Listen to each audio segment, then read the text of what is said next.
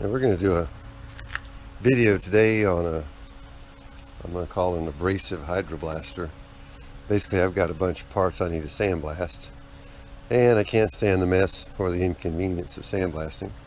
So we're going to use a water-based abrasive technique. Just kind of cover what we're going to use. This is a 3100 psi, 2.5 gallon a minute power washer from Northern Tools. I've used it for a couple other jobs since I got it, but I've specifically purchased it for this task. Then I have a 100 pound abrasive blaster from Harbor Freight, which I historically have just used and used it a few times. I've just used it for dry abrasive blasting, and it works well enough. Right now it has the black diamond, I think it's a medium grit black diamond abrasive in it, and we're going to use that as our sand source. Then we have the abrasive sand wand, or the abrasive blasting wand rather. It is right down here on the ground. A couple issues. One, you see the length of the wand on the power washer, and then you add this length to it and it becomes fairly unwieldy. So I'm going to take out this long piece of pipe and put in a short piece, 3-inch pipe, just to shorten the entire structure up. And one of the challenges with this abrasive wand that you see here is it needs over 3 gallons a minute flow at over 3,000 psi, is what they claim anyway, to get good suction. Now, I'm not saying you can't get good suction at our set of our 2.5 horsepower 3100 psi, or 2.5 gallons a minute 3100 psi service that we have here. But my history, suction fed abrasives for any kind of a blasting application, they're a little on and off again, a little touchy. A few things. I mean, in this case, you potentially get water in your bucket, so you got to be sure and cover it up well. Bucket can run empty well before it's empty, just because the material settles down at an angle in the bottom of the container. And then again, it's kind of hard to, a container that'll hold 100 pounds is larger than your average 5-gallon bucket. So this container gives us a nice volume. But to offset the concerns about sucking sand with the wand, with the venturi on the wand, we're going to go ahead and put some pressure on this pot, and we're going to feed it basically a mixture of air and sand. We're going to run this pot at a pressure currently unknown. I'm trying to start out pretty low, 10, 15, 20 psi on the pot. You want some air to go with the sand, otherwise the sand's just going to pack in.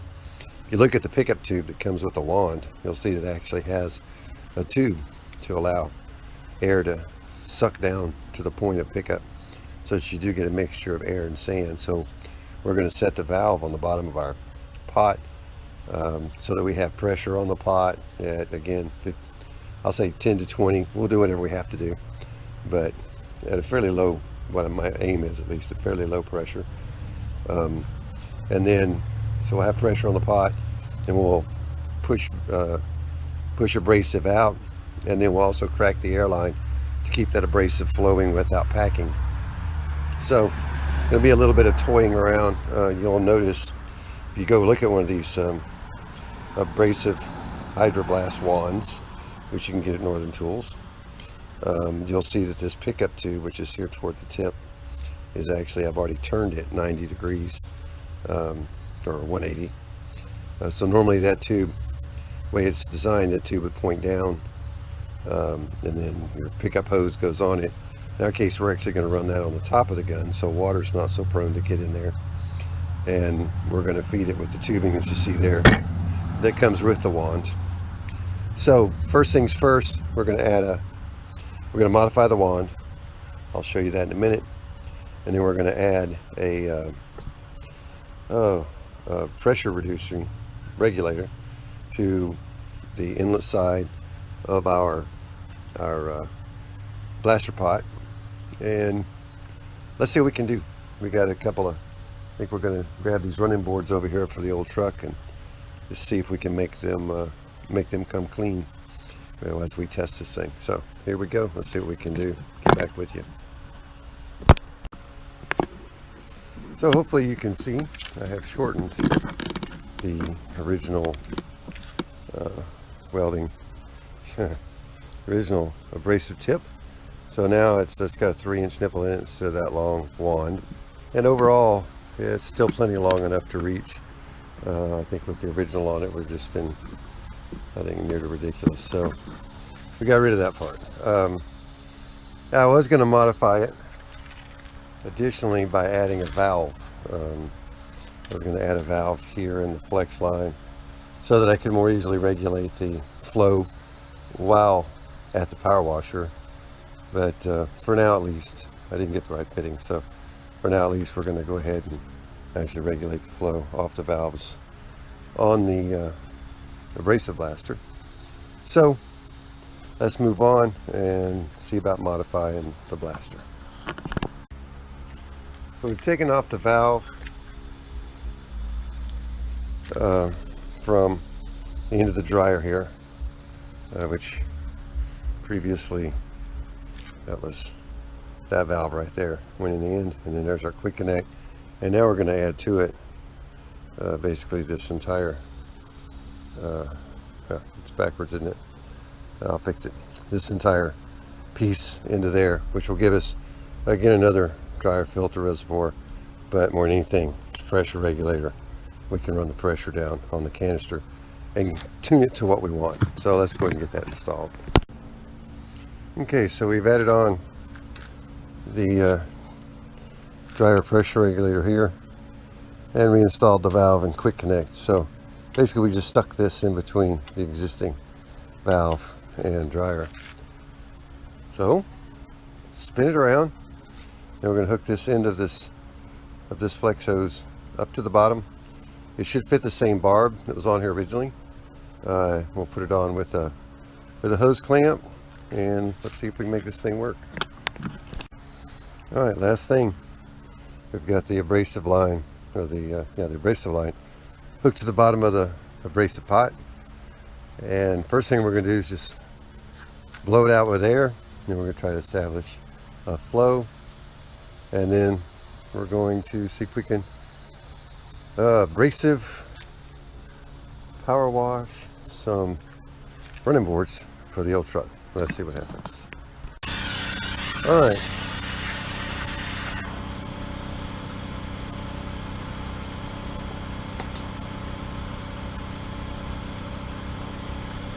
There we go. We got this thing set right now about 20 pounds. Not too much of a blow here. There's definitely some air coming out the end. So we're about 20 pounds, and right now the valve's closed on the bottom. So we're going to crack it and see about getting a little bit of sand blowing through here.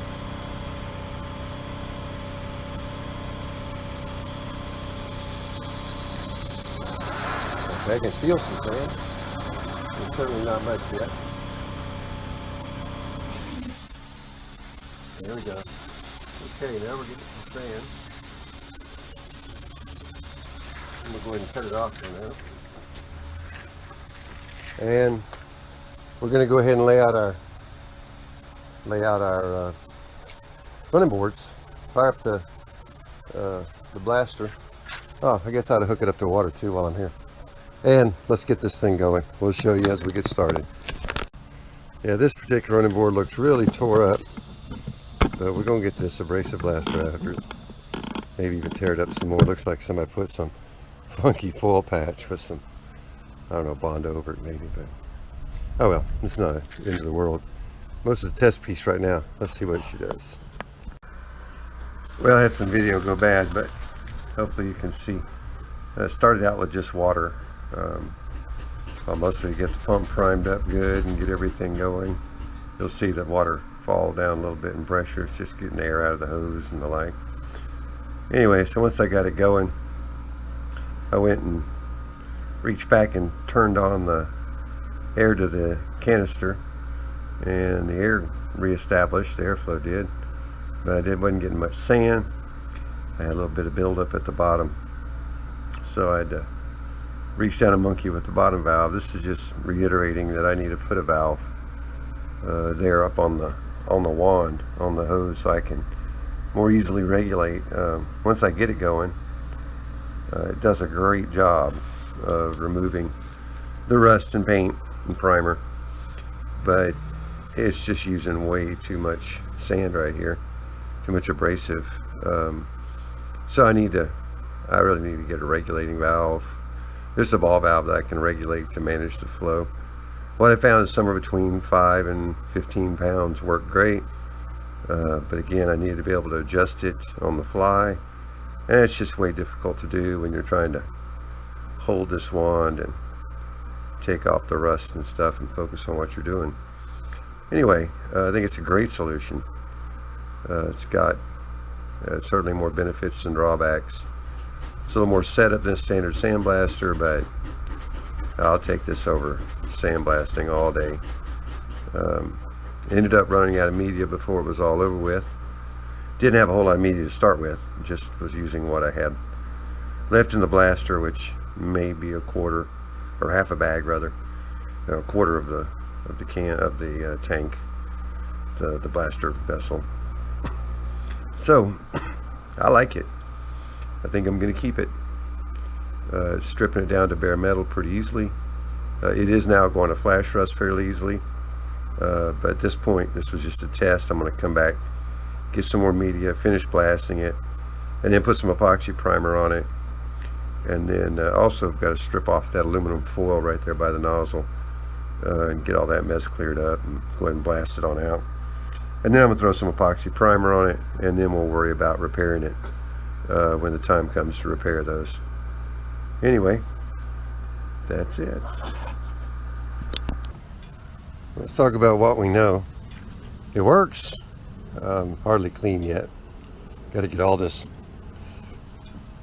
patchwork that was done over there up. Let's see if it's even worth repairing. Some sand on rust through on this end. The holes were drilled for something. Those are easily repaired. This latch doesn't belong. Somebody had a tilt front end. That was their idea of a latch to hold it down. Not my idea of a latch. So yeah, we'll see if it's repairable. Probably will be.